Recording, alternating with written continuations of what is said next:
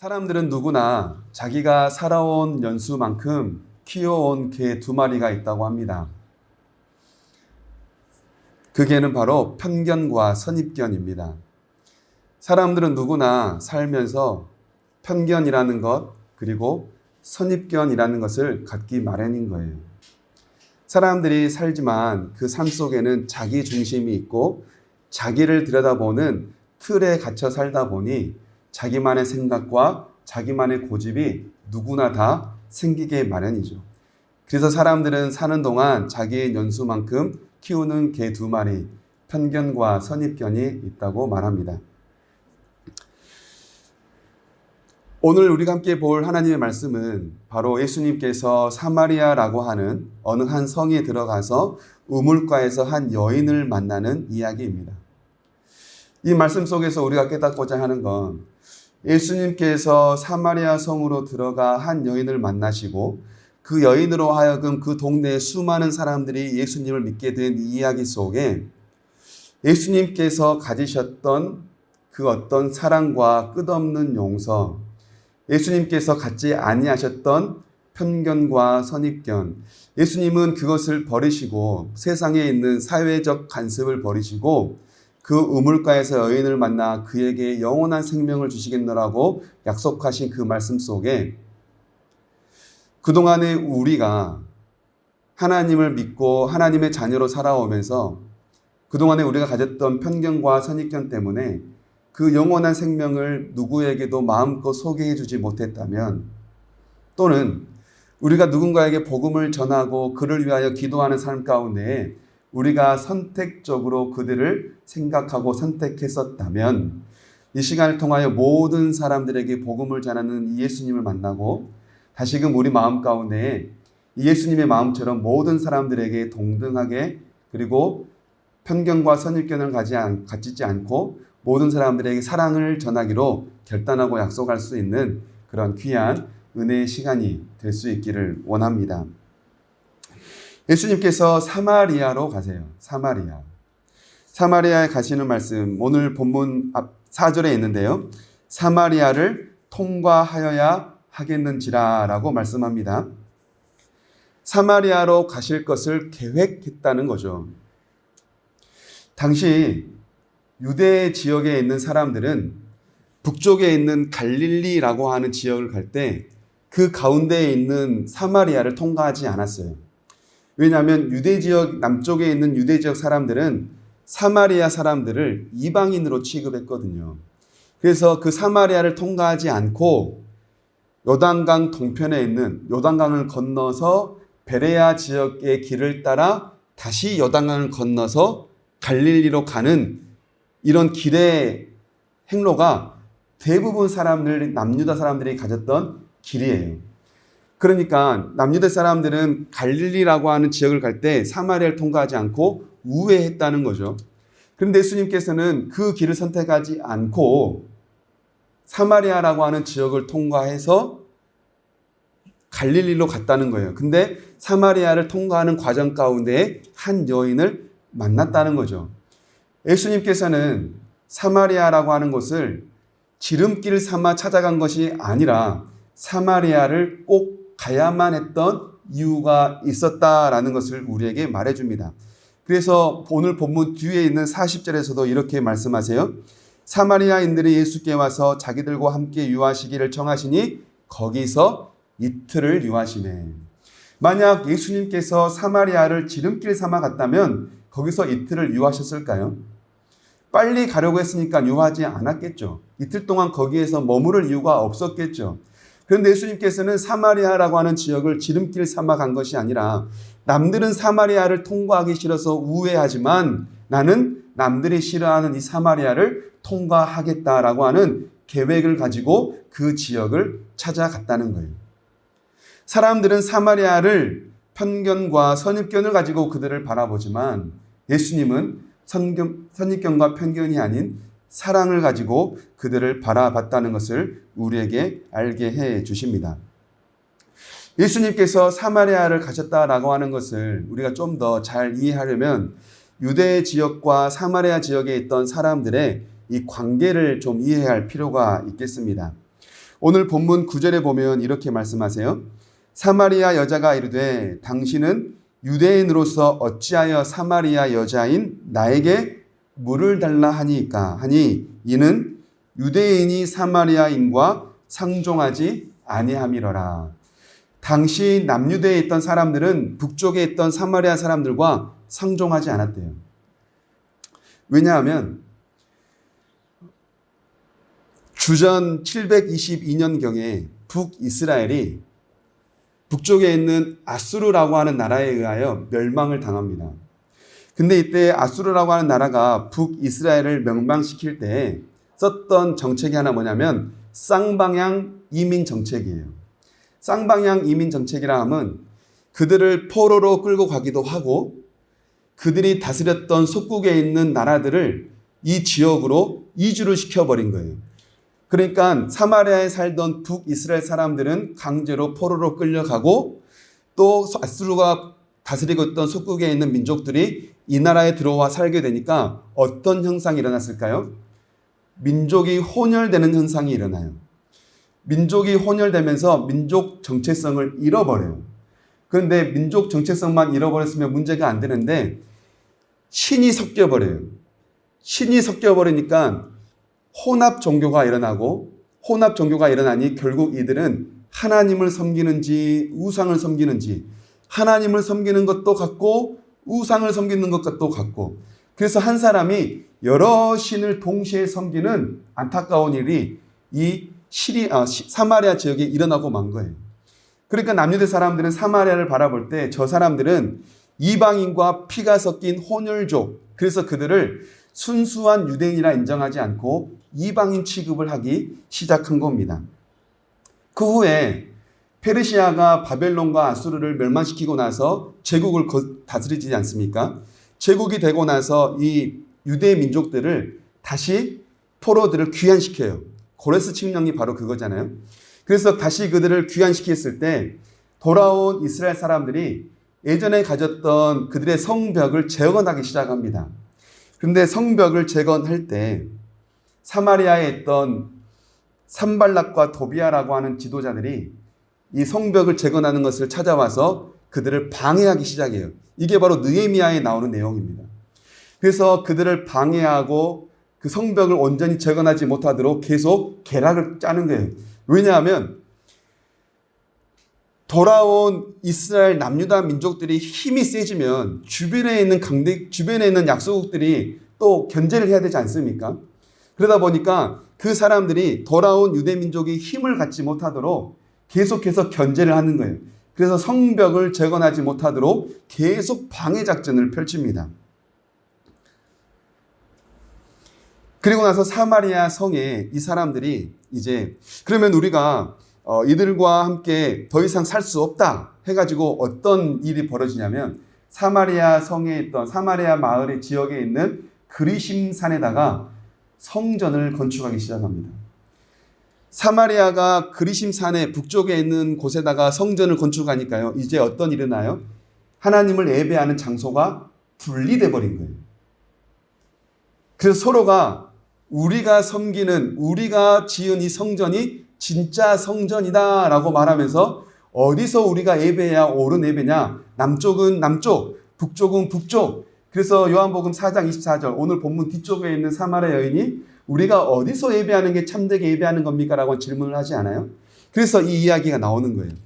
그래서 그리심산에다가 그들이 성전을 짓고 거기서 예배를 하다 보니 이제 완전한 분열이 이 사이에서 일어나고 만 거예요. 그리고 나서 나중에 페르시아가 이제 온 제국을 다 다스릴 때 마카비 혁명이 일어나죠.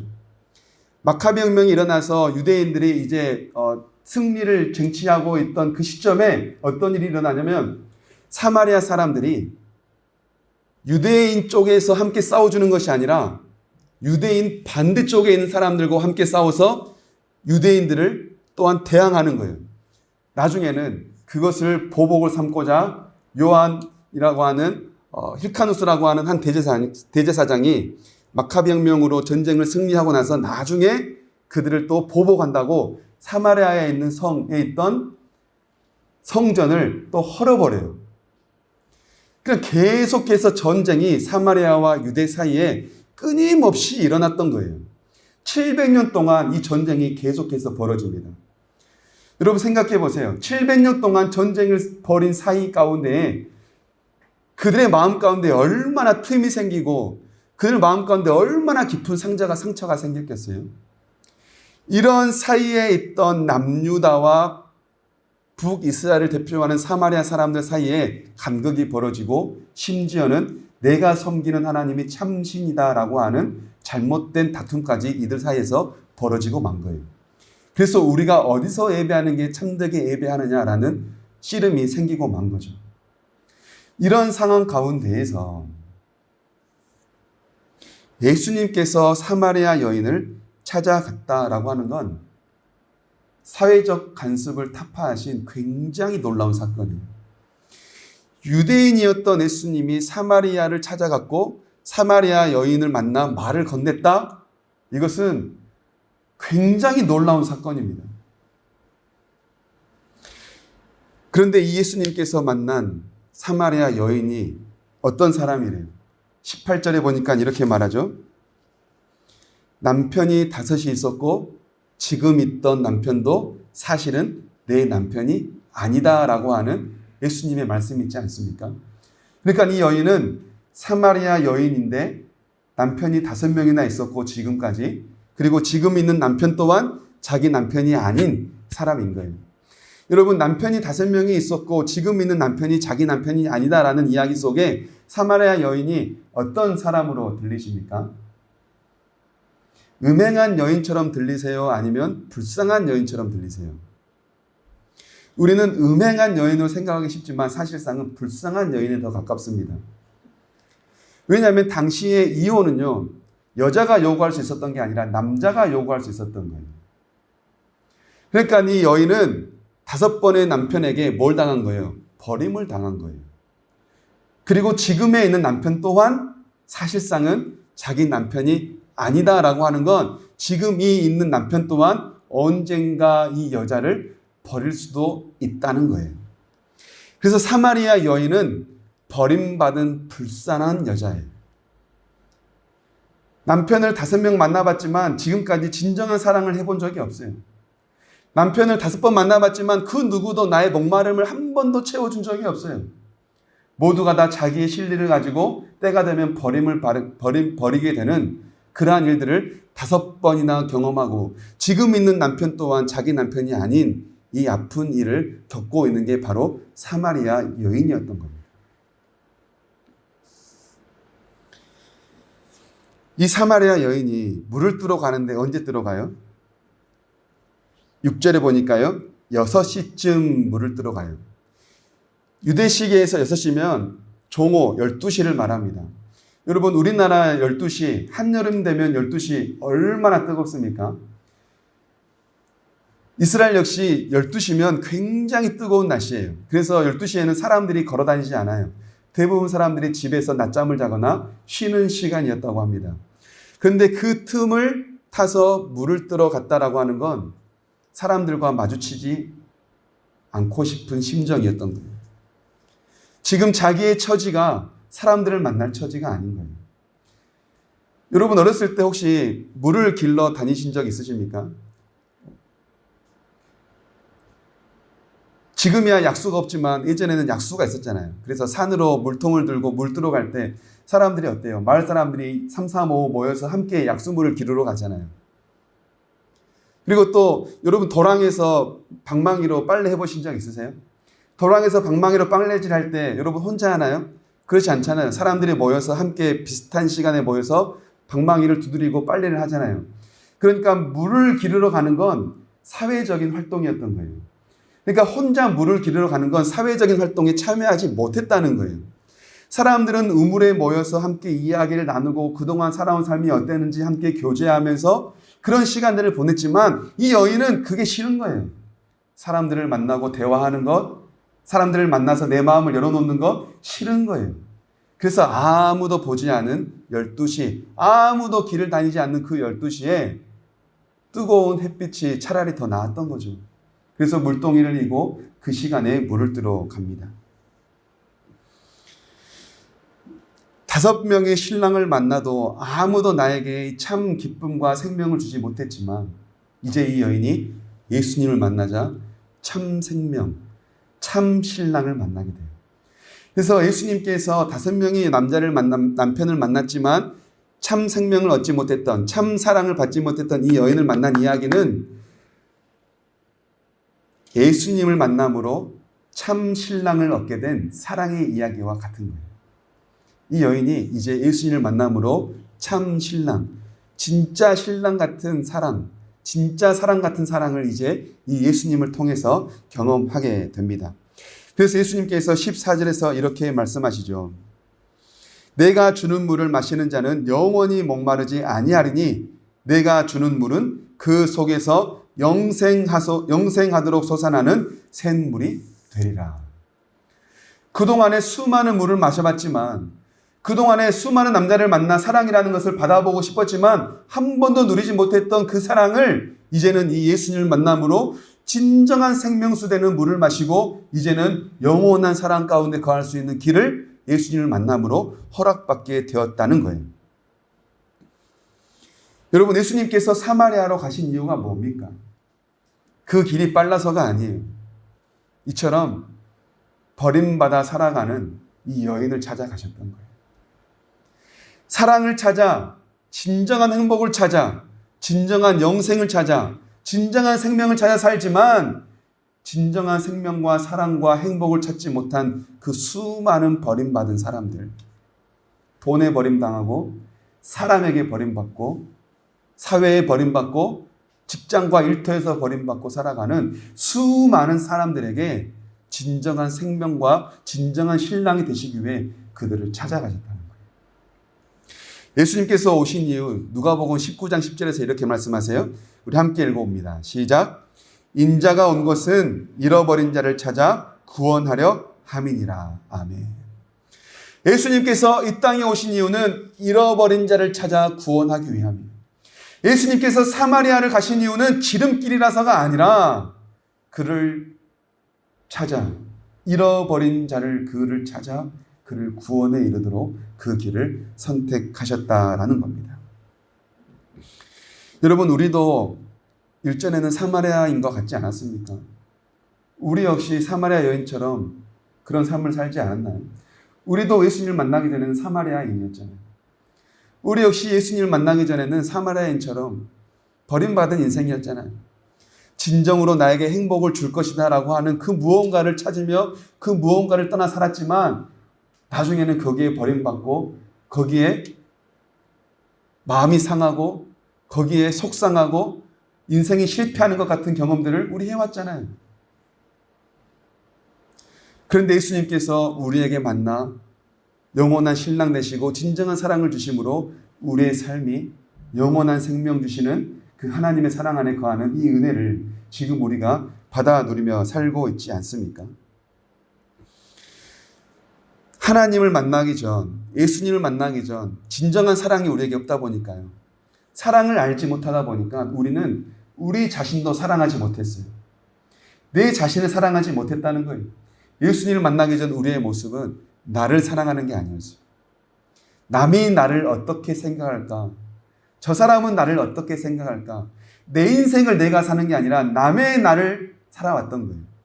다른 사람의 인생을 사는 것처럼 나를 숨기고 내 마음을 닫아버리고 나를 감추고 나를 화장하여 치장하여 그렇게 살아왔다는 겁니다. 그러나 예수님을 만남으로 내가 얼마나 소중한 사람인지를 깨닫고 예수님을 만남으로 내가 이 하나님에게 사랑받는 소중한 존재구나. 비로소 우리가 나를 사랑하게 되고 내 마음을 열고 주님 앞에 나아갈 수 있는 이 길을 우리가 누리며 살고 있지 않아요? 예수님께서 사마리아 여인을 만난 것처럼 예수님께서는 오늘날 우리에게 찾아오셔서 우리에게 영원한 생명을 허락해 주셨다는 겁니다.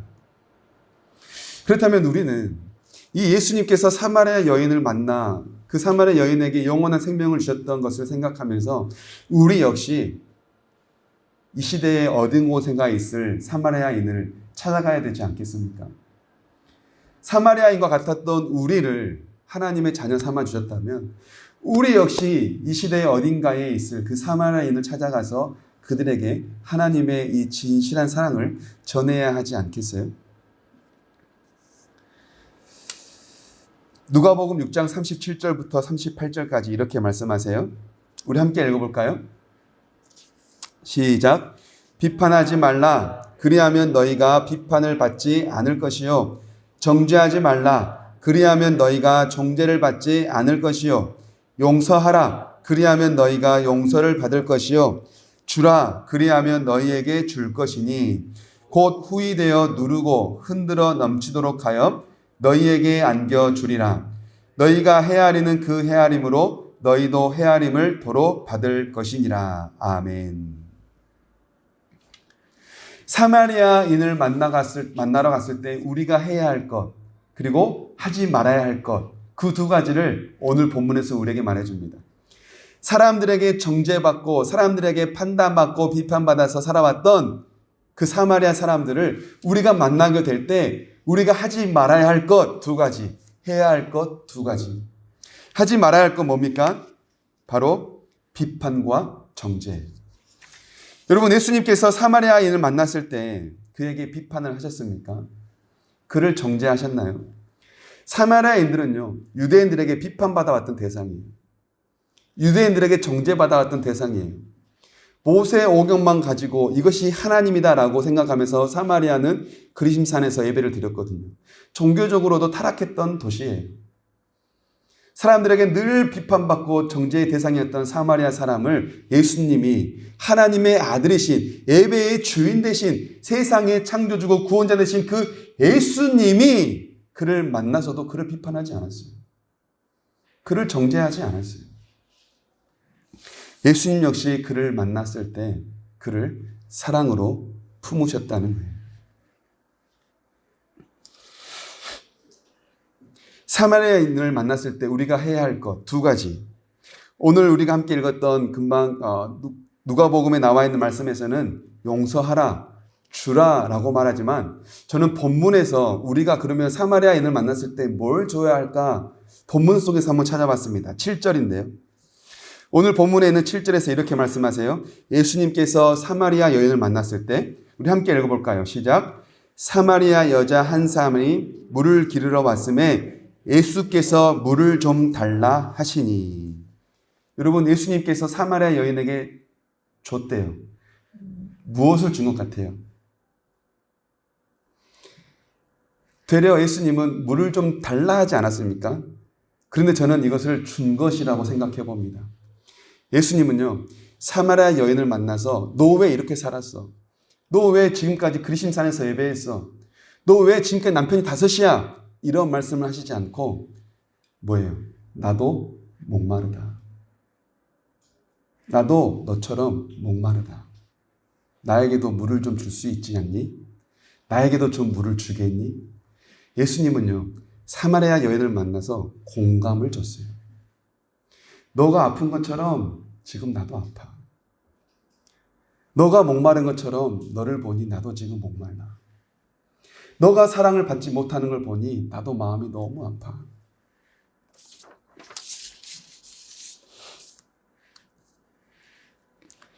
비폭력 대화라고 하는 책을 쓴 마셜 로젠버그는요, 공감에 대해서 이렇게 이야기합니다. 마음을 비우고 우리의 존재 전체로 듣는 것.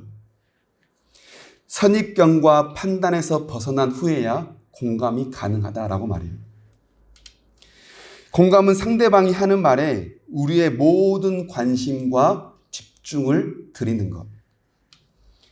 그래서 상대방이 자신을 충분히 표현하고 이해받았다고 느낄 수 있는 시간과 공간을 내어주는 것. 이것이 곧 공감이다라고 그는 말합니다. 그래서 공감, 이렇게 딱 정의를 해요. 무언가를 하려고 하지 말고 그곳에 그대로 있어라. 무언가를 하려고 하지 말고 그곳에 그대로 있어라. 굉장히 와닿지 않습니까? 저는 이 글귀를 보고 너무 와닿았어요. 아, 이게 바로 공감이구나. 예를 들면 이런 거죠. 우리 자녀들이 어느 날 거울을 보더니 이러는 거예요. 오늘은 돼지처럼 너무 못생겼어. 내 모습은 돼지 같아. 여러분, 자녀가 거울을 보고 돼지 같다는데 그것 보고 마음 좋을 부모가 어디 있어요? 그래서 부모는 이렇게 말하죠. 아니야, 너는 돼지가 절대 아니야. 내가 너를 예쁘게 나오려고 몸에 좋은 걸 얼마나 많이 먹었는데 너는 충분히 예뻐. 너는 사랑받기에 소중해. 이렇게 말해주고 싶지 않아요? 그러면 자녀들은 문을 쾅 닫고 나가버리죠. 공감이라는 건 그 아이의 마음을 이해해 주는 거래요. 그래서 이렇게 표현하는 거래요. 오늘 너의 모습이 마음에 들지 않니? 오늘 너의 모습이 마음에 들지 않아? 자기 모습을 스스로 마음에 들지 않아 하는 그 아이의 모습처럼 그 마음을 이해해 주고 공감해 주는 것. 이게 바로 공감이다라고 말하는 거죠. 우리는 누군가가 어떤 이야기를 했을 때 여기에 충분한 견해를 제공하고 이 마음을 좋은 마음으로 돌이키려 하고 설득시키려고 하고 그 어떤 것을 이해시켜 주려고 하지만 공감이라는 건 그런 모든 작업들이 있는 게 아니라 그냥 아무것도 하지 않고 그 마음을 받아주는 것. 이게 바로 공감이라는 거예요. 예수님께서 사마리아 여인을 만났을 때 바로 나에게도 물을 좀 주지 않겠니? 그를 비판하거나 너는 왜 여기 있니? 12시에 뜨거운데 사람들과 좀 어울리지. 그 말을 하지 않고 지금 너 너무 힘들지. 그것처럼 나도 먼 길을 여행하느라 목이 너무 말라. 나에게도 좀 물을 주지 않겠니? 너가 목마른 것처럼 나도 목마른데 나에게 물을 좀 주지 않겠니? 여인의 목마름을 예수님이 공감하셨던 거예요. 그러자 어떤 일이 일어납니까? 여인의 마음을 공감하자 여인의 마음이 열려서 이제 하나 둘씩 그의 마음을 만지시기 시작해요. 그러자 이 사마리아 사람들이 예수님을 믿기 시작하는데요. 40절부터 42절인데 함께 읽어보실까요? 시작. 사마리아인들이 예수께 와서 자기들과 함께 유하시기를 청하니 거기서 이틀을 유하심에 예수의 말씀으로 말미암아 믿는 자가 더욱 많아. 그 여자에게 이르되 이제 우리가 믿는 것은 내 말로 인함이 아니니 이는 우리가 친히 듣고 그가 참으로 세상의 구주신 줄 알미라 하였더라. 아멘. 예수님께서 이틀을 그들과 유하시면서 그들에게 말씀을 전하시고 수많은 사람들이 여인의 말이 아니라 이제는 예수님의 말씀을 친히 직접 들으면서 예수님을 믿기 시작해요. 예수님께서 그들에게 이틀을 유하셨다. 공감하니 장벽이 무너져요. 장벽이 무너지니 그들의 마음에 복음이 들어가기 시작해요. 그들에게 복음이 들어가니 그들이 예수님을 믿기 시작해요. 사마리아인을 찾아가 우리가 복음을 전한다 할 때 우리에게 먼저 필요한 건 너 왜 예수 안 믿어가 아니라 그들의 마음을 공감하는 거예요. 예수님께서 사마리아 여인을 만나 그에게 복음을 전할 때 나에게도 물을 주지 않겠니라고 하는 말 한마디가 그 여인의 마음을 이 사람도 목이 마른 한 인간이구나 라는 사실을 깨닫고 그 예수님에게 마음을 열 수 있었던 거예요. 하나님께서 우리에게 주신 이 귀한 말씀처럼 우리 또한 사마리아인, 어딘가에 있을 그 사마리아인을 찾아가 그들을 공감하고 그들에게 복음을 전하며 나아갈 수 있는 우리 모두가 될 수 있기를 간절히 원합니다. 예수님께서 사마리아 여인을 만났을 때 어떻게 했나요? 먼저 찾아가셨어요. 그리고 사마리아인은 그 예수님에게 마음의 문을 열었어요. 우리는 예수님처럼 찾아갈 때가 있고 또는 사마리아 여인처럼 우리 역시 마음의 문을 열어야 할 때가 있어요. 때로는 마음의 문을 여는 사마리아 여인처럼 때로는 사마리아인을 찾아가는 예수님처럼 우리에게 주어진 사명들을 그렇게 잘 감당함으로 하나님께서 우리에게 주신 이 복음 전파의 사명, 하나님께서 우리에게 주신 하나님 나라의 확장, 이 모든 사역들을 예수님을 닮아 잘 감당해 나아갈 수 있는 저와 여러분 모두가 될 수 있기를 간절히 원합니다. 우리 주신 말씀 생각하시면서 함께 찬양하기 원합니다.